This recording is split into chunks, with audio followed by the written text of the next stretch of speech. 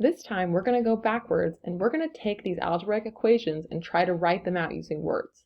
So just a reminder, the words that we've looked at are sum, difference, product, quotient, and more than and less than. So these are the vocabulary terms our goal is to use for these sentences. So the first one, if I just read this normally, I'd say x minus 8 equals 12.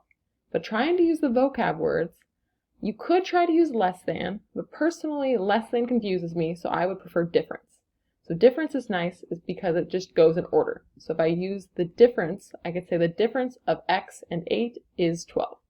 So I'm just writing them from left to right, and I'm using is for my equal sign. The next one we have 3x, so remember that's 3 multiplied by x, plus 5 equals 15.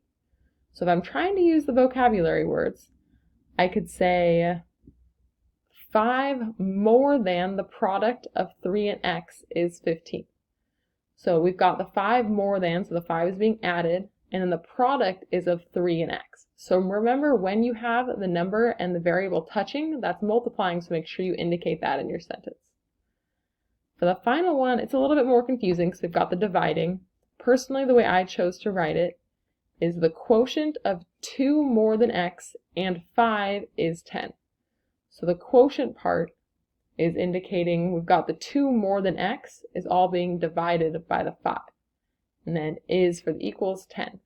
If for this one you'd said the quotient of x plus 2 and 5 is 10, as long as you wrote it out using words, that would be fine. I was just really trying to use all of our vocab words. So you could have written these differently than me, but I wanted you to see kind of my thought process behind them. If you wanted to write out the words plus, minus, you can, but try to use the vocab words whenever you can.